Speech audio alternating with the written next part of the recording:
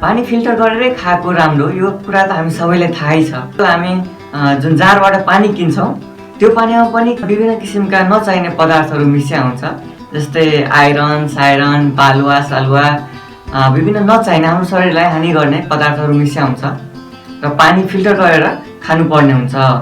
तर बाध्यतावश हामी जुन मार्केटमा उपलब्ध फिल्टर किन्न पाइरहेको हुँदैन, महँगो पाउँछ। त्यही भएर आजको यस भिडियोमा हामी बजारमा भएको फिल्टर जस्तै काम गर्ने फिल्टर हामी आफ्नै घरमा एकदम सस्तो मूल्यमा एकदम थोरै पैसा लगाएर कसरी बनाउने अनि युज गर्ने, फेरि आफैले बनाएको चिज प्रयोग गर्नको मजै छुट्टै हुन्छ। त्यही भएर भिडियोलाई स्किप नगरिकन अन्तिमसम्म हेर्नु होला।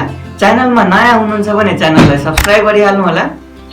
भिडियोलाई लाइक गरेर यो भिडियो तपाईँलाई कस्तो लाग्यो आफ्नो प्रतिक्रिया कमेन्ट बक्समा कमेन्ट गर्नु होला र भिडियो आफ्नो साथीहरूसँग पनि सेयर गर्नु होला, ताकि उहाँहरूले पनि बजारमा उपलब्ध भएको फिल्टर जस्तै आफ्नै घरमा बनाउन सकुन्। म आफैले 5 वर्षदेखि आफैले बनाएको फिल्टर युज गर्दै आइरहेको छु, मलाई मन परेको छ, त्यही भएर युजरहरूसँग पनि सेयर गर्न गइरहेको छु। यो फिल्टर बनाउनलाई हामीले मार्केटबाट एउटा धारो किन्नुपर्ने हुन्छ, यो अन अफ धारो हो। यो मार्केटमा 20-30 रुपियाँमा पाइहाल्छ, मैले 30 रुपियाँमा किनेको छु। यो धारो सँगसँगै तपाईँले यही धारोमा 2वटा वासर पनि हुन्छ, यो प्लास्टिकको वासर हुन्छ। त्यसपछि हामीले किन्नुपर्ने हुन्छ यो वाटर फिल्टर क्यान्डल।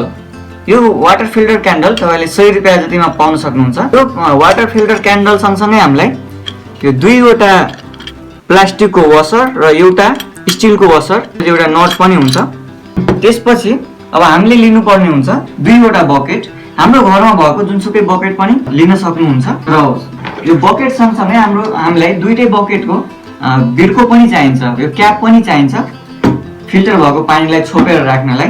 अब हामीले यो धारोलाई यो भाँडोमा फिट गर्छौँ। यो भाँडोमा फिल्टर भएको पानी जम्मा भएको हुन्छ अनि चाहिएको बेलामा हामी निकाल्न सक्छौँ। यो बकेटको तलबाट अलि माथि एउटा प्वाल पार्नु होला र प्वाल बनाउँदाखेरि यो धारोको भन्दा अलि सानै बनाउनु होला, ठुलो भयो भने पानी लिकेज हुने चान्स हुन्छ। यो प्वाल बनाइसकेपछि एउटा वासर यो भित्र लगाइदिनु होला र यो प्वालमा यसरी फिट गरेर अर्को वासर भित्रबाट हालेर अनि यो नट जुन छ यसको यो लगाइदिनु होला। यो प्वाल पार्दाखेरि यो जुन बकेट छ बकेटको एकदमै तल नगर्नु होला।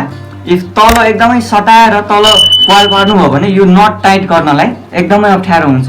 यो जुन भित्रबाट धारोको नट लागेको छ त्यो लगाउनलाई एकदम अप्ठ्यारो हुन्छ। त्यही भएर यो पिचभन्दा 2 सेन्टिमिटर जति माथि प्वाल गर्नु होला, प्वाल बिच पारेर प्वाल पार्नु होला। 2 सेन्टिमिटर नापिहाल्नु, 2-2.5 सेन्टि नापिहाल्नु र यहाँबाट एउटा प्वाल बनाउनुहोस्। अब हामी वाटर फिल्टर क्यान्डल, यो वाटर फिल्टर क्यान्डललाई हामी यो डब्बामा हामी फिक्स गर्छौँ यसरी। अब तपाईँको डब्बा कति ठुलो छ त्यो अनुसार 2-3टा आफ्नो रिक्वायरमेन्ट अनुसार यो क्यान्डल फिट गर्नु होला।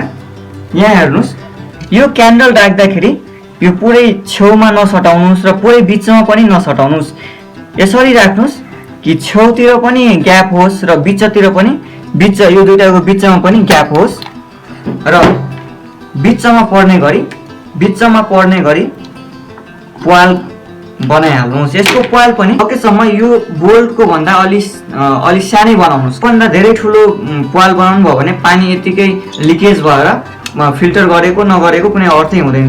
यो भित्र हामी सेट गर्छौँ। यो सेट गर्नलाई पनि एउटा वासर भित्रबाट लगाउनुहोस्, अर्को वासर माथिबाट राखेर यो मेटलको वासर सबभन्दा लास्टमा राखेर अनि यो नट लगाइदिनुहोस्।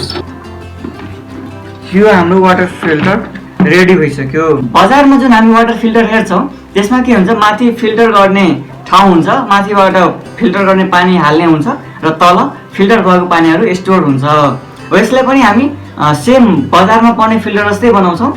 त्यसको लागि यो हामी अघि धारो फिट गरेको हो, यसमा फिल्टर भएको पानी स्टोर हुन्छ र यसको माथिबाट एउटा हामी बिर्को लगाइदिन्छौँ। वाटर फिल्टर क्यान्डल लगाएको त्यसलाई हामी यसरी माथिबाट राखिदिन्छौँ। अब हेर्नुहोस् त, यो बजारमा पाउने फिल्टर जस्तै लागिरहेछ कि छैन। माथिबाट पानी हाल्छौँ, फिल्टर भएको पानी तल आउँछ। हामीले बनाएको फिल्टर यही हो। यहाँ हेर्न सक्नुहुन्छ मैले यसमा पानी हालिसकेको छु। र पानी फिल्टर पनि भइरहेछ। यहाँ हेर्न सक्नुहुन्छ आफैले बनाएको फिल्टर कति मजाको लागिरहेछ। पुरै मार्केटबाट किनेको जस्तै लागिरहेछ यो। हेर्न सक्नुहुन्छ माथि फिल्टर हुनलाई पानी हालेको छु र तल फिल्टर भएको पानी यहाँ तलको बकेटमा बस्नेछ।